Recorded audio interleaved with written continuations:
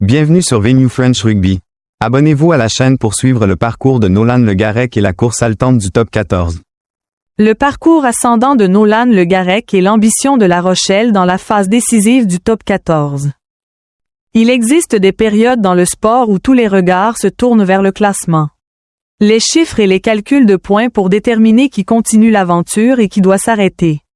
Pourtant, pour moi, ce qui est le plus fascinant ne réside pas uniquement dans le résultat final.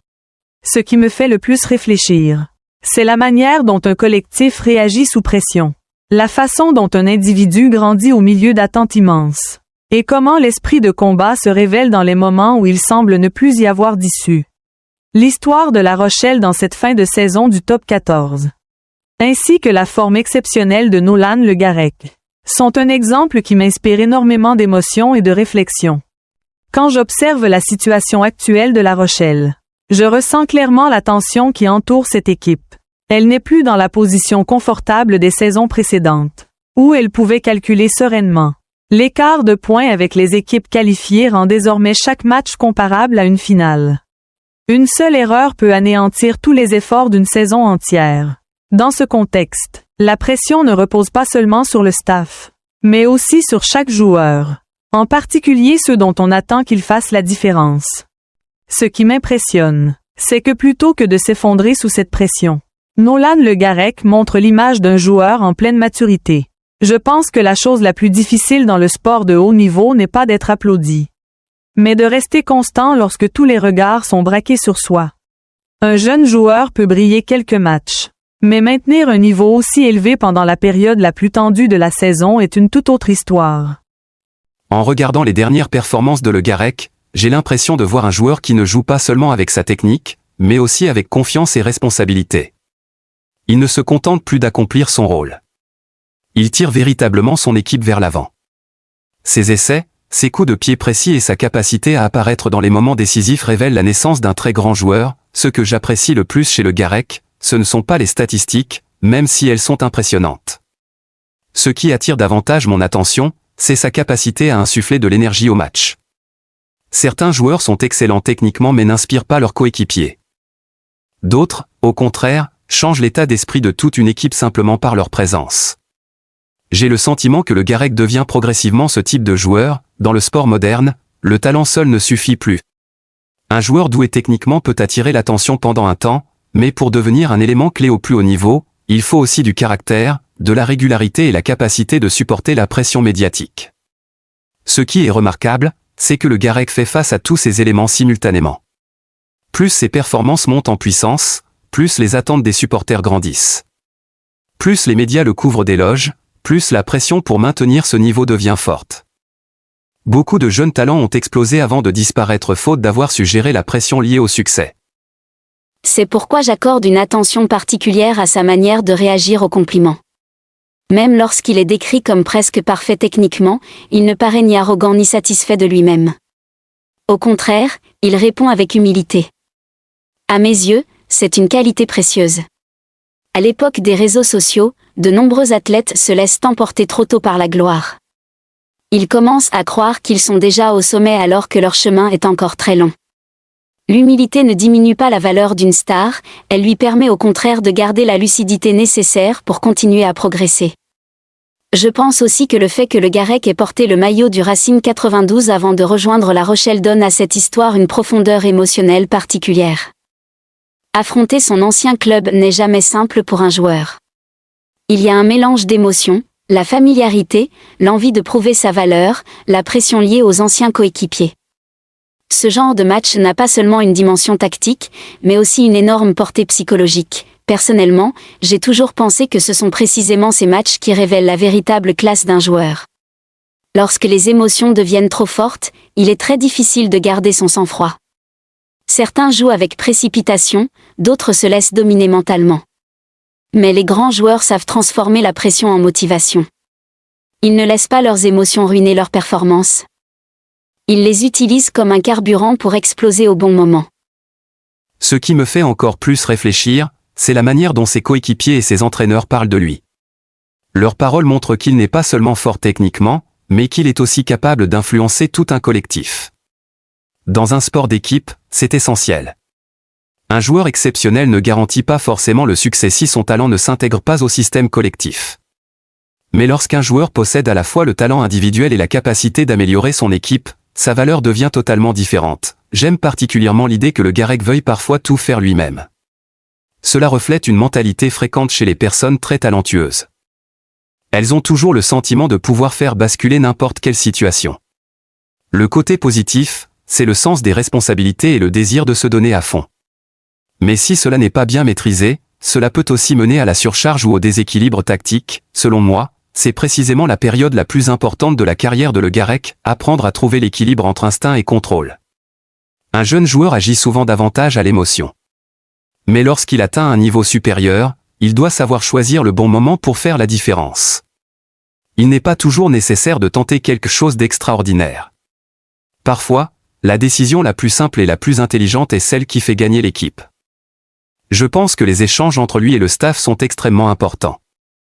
Un immense talent correctement guidé peut devenir une star mondiale. À l'inverse, s'il se laisse emporter uniquement par ses émotions, il risque de perdre sa régularité. Le sport professionnel moderne n'est plus seulement une affaire de technique, c'est aussi une bataille mentale, une gestion de soi et une maturité dans la réflexion. Plus largement, l'histoire de La Rochelle me pousse aussi à réfléchir à la nature du sport de haut niveau. Aucune équipe ne reste éternellement au sommet. Une saison réussie ne garantit pas que la suivante sera facile. L'écart entre la gloire et la déception se joue parfois sur quelques matchs. Et c'est justement cette dureté qui rend le sport si captivant. Je pense que beaucoup de supporters jugent une équipe uniquement à travers le résultat final. Si elle gagne, elle est célébrée. Si elle perd, elle est critiquée. Mais la réalité interne est bien plus complexe. Certaines équipes échouent à atteindre leur objectif final tout en montrant un esprit de combat admirable. À l'inverse, d'autres obtiennent de grands résultats sans véritable identité ni émotion. Ce que je ressens aujourd'hui chez La Rochelle, c'est qu'elle refuse d'abandonner. Malgré les difficultés, elle continue de se battre pour garder espoir. Et selon moi, c'est précisément cette attitude qui donne au sport toute sa valeur. Le succès ne réside pas seulement dans un trophée ou un classement, mais aussi dans la manière dont on réagit face au risque d'échec. Cette histoire me fait également penser à la vie en dehors du sport. Tout le monde traverse un jour une période de forte pression. Il arrive que tout semble aller contre soi. Il arrive aussi que l'écart entre la situation actuelle et l'objectif paraisse immense. Mais c'est précisément dans ces moments que le véritable caractère d'une personne se révèle. À travers le Garek, je retiens que le talent doit toujours être accompagné de persévérance. Personne ne devient décisif dans les moments clés sans avoir travaillé dans l'ombre pendant longtemps. Les performances éclatantes que le public voit sur le terrain ne sont en réalité que la partie visible d'un processus d'entraînement extrêmement exigeant. J'apprends aussi que confiance en soi et humilité peuvent parfaitement coexister. Beaucoup pensent qu'il faut constamment se montrer supérieur pour réussir. Pourtant, les personnes les plus exceptionnelles sont souvent celles qui connaissent très bien leurs limites. Elles savent où elles excellent, mais aussi ce qu'elles doivent encore améliorer. C'est cette conscience qui leur permet de continuer à progresser. Pour les supporters, je pense que cette histoire offre également une leçon sur la manière de considérer les athlètes. Nous nous laissons facilement emporter par les émotions du moment. Un joueur performant est parfois exagérément glorifié, puis violemment critiqué lorsqu'il traverse une baisse de forme. Pourtant, derrière chaque match se cachent des pressions immenses que peu de gens perçoivent. Les supporters ont le droit d'espérer, d'être déçus, mais ils doivent aussi conserver un regard juste et respectueux. Un athlète n'est pas une machine. Il a des émotions, des difficultés, des périodes moins bonnes. Juger toute une personne sur un seul match est profondément injuste. Je pense également que les médias sportifs devraient adopter davantage d'équilibre dans leur manière de construire l'image des jeunes talents. Lorsqu'une nouvelle étoile apparaît, les médias ont souvent tendance à en faire trop vite un sauveur. Cela crée une pression inutile. Un jeune joueur a besoin de temps pour mûrir. Faire des erreurs et apprendre, les louanges excessives peuvent parfois être plus dangereuses que les critiques. Elles créent des attentes irréalistes. Et lorsque le joueur ne répond pas immédiatement à ses attentes, la déception arrive très vite. À mon avis, le plus important est de créer un environnement permettant aux jeunes talents de se développer naturellement, sans exiger de la perfection dès le départ. Une autre chose qui me fait réfléchir est le rôle du collectif dans le développement individuel. Même si le Garek brille actuellement, il a toujours besoin du soutien de son système et de ses coéquipiers. Aucun joueur ne peut porter seul une équipe pendant longtemps. Les sports collectifs nécessitent toujours des connexions entre les joueurs, des sacrifices et une confiance mutuelle. Parfois, les supporters se concentrent tellement sur la star qu'ils oublient les contributions discrètes des autres. Une passe précise, un duel gagné ou une couverture défensive au bon moment peuvent avoir une immense valeur dans le succès collectif. Selon moi, la beauté du sport d'équipe réside précisément dans le fait que chaque individu contribue à l'ensemble. En regardant le parcours actuel de La Rochelle, je ressens aussi toute l'importance de la foi en soi. Tant qu'il reste un écart rattrapable, l'espoir existe. La vraie question est de savoir si l'équipe croit encore en ses capacités. Dans le sport, la confiance peut parfois créer une force bien supérieure à toutes les prévisions théoriques. De nombreuses équipes considérées comme inférieures ont réalisé des remontées incroyables simplement parce qu'elles n'ont jamais abandonné. À l'inverse, certains collectifs très talentueux se sont effondrés après avoir perdu confiance. C'est pourquoi l'état d'esprit reste un facteur impossible à mesurer uniquement avec des statistiques. Je pense que les prochains matchs de La Rochelle ne testeront pas seulement leur niveau technique, mais aussi leur mental. Lorsque la pression augmente, la capacité à prendre des décisions lucides devient essentielle. Un moment de précipitation peut ruiner tous les efforts. Mais un seul geste de génie peut également transformer toute une saison. Ce qui rend le sport si fascinant, c'est que personne ne sait réellement ce qui va se passer. Si tout pouvait être prédit avec certitude, le sport perdrait son émotion.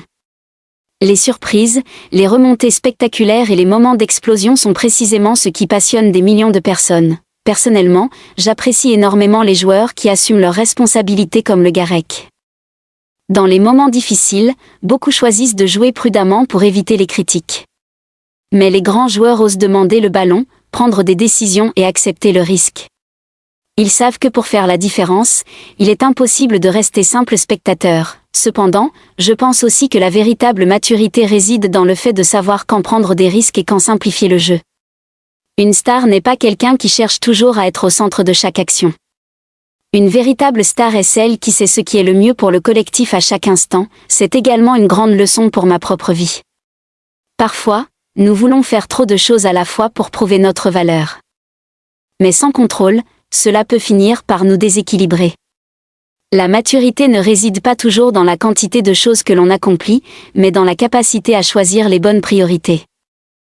J'ai aussi appris grâce à cette histoire que le succès durable repose toujours sur la discipline.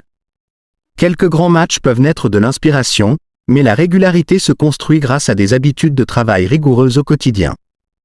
Les joueurs capables de maintenir leur niveau pendant longtemps sont souvent les plus disciplinés envers eux-mêmes. Pour la société, je pense que ce genre d'histoire possède une immense valeur positive. Le sport n'est pas seulement un divertissement.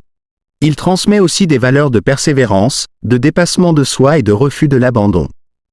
Dans un monde où beaucoup se découragent rapidement face à l'échec, voir des athlètes continuer à se battre jusqu'au bout est profondément inspirant. Je crois aussi que le sport rapproche les gens d'une manière unique. Peu importe les différences d'âge, de métier ou de situation sociale, les gens peuvent partager les mêmes émotions devant un match. Ces moments créent des liens rares que peu d'autres domaines sont capables de produire. L'essentiel est d'aborder le sport avec un esprit positif et respectueux. La compétition est nécessaire, les émotions fortes sont naturelles, mais il ne faut jamais transformer le soutien à une équipe en extrémisme ou en attaque personnelle. Un environnement sportif sain doit être fondé sur le respect mutuel. Pour revenir à Le Garec, je pense que son parcours est encore très long. Sa forme actuelle est impressionnante, mais le plus grand défi reste toujours de maintenir cette régularité pendant plusieurs saisons. Beaucoup de talents ont brillé intensément avant de disparaître faute d'avoir su supporter la pression constante du haut niveau. C'est pourquoi ce que j'espère pour lui ne se limite pas à quelques éclats de génie, mais à sa capacité à continuer à grandir techniquement et mentalement. S'il conserve son humilité et sa volonté de progresser, il peut devenir l'un des visages majeurs du rugby français dans les années à venir. Quant à La Rochelle, quel que soit le résultat final de la saison, je pense que l'essentiel réside dans la manière dont l'équipe se bat aujourd'hui. Une équipe peut échouer sportivement tout en gagnant le respect du public si elle se donne entièrement. À l'inverse, un collectif sans combativité aura toujours du mal à susciter l'admiration des supporters. Après avoir réfléchi à cette histoire, je réalise que ce qui rend le sport si beau n'est pas seulement sa capacité à produire des vainqueurs, mais surtout à révéler la manière dont les êtres humains réagissent face aux défis. Certains s'effondrent sous la pression. D'autres deviennent encore plus forts. Et ce sont précisément ces moments qui inspirent tant de personnes en dehors des terrains. Moi aussi, Je me rappelle qu'il y aura toujours dans la vie des périodes difficiles semblables à celles que traverse actuellement La Rochelle. Il y aura des moments où la distance entre nous et notre objectif semblera immense. Mais au lieu de se concentrer uniquement sur les difficultés, il faut continuer à avancer pas à pas.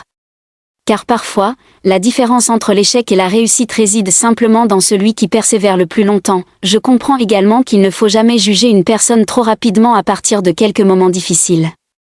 Un athlète peut traverser une période compliquée avant de revenir plus fort. Une équipe peut transformer une situation désespérée en exploit inattendu. La vie fonctionne de la même manière. Personne ne devrait être défini par un échec temporaire. Ce qui reste le plus en moi après avoir suivi cette histoire, ce n'est pas seulement la forme impressionnante d'un joueur ni la tension du classement. Ce qui me marque le plus, c'est cet esprit qui refuse de cesser d'avancer. Peu importe l'intensité de la pression ou la dureté de la compétition, l'être humain peut toujours trouver la force de dépasser ses propres limites, et c'est peut-être cela, au fond, la plus belle valeur que le sport nous apporte, la conviction qu'avec le travail, la discipline, l'esprit collectif et la persévérance, les êtres humains peuvent accomplir ce qui semblait impossible. Merci de suivre avec nous le parcours de Nolan Le Garec et l'ambition de La Rochelle dans le top 14 sur Venue French Rugby. N'oubliez pas de vous abonner pour continuer à vivre les histoires passionnantes du rugby français. À très bientôt.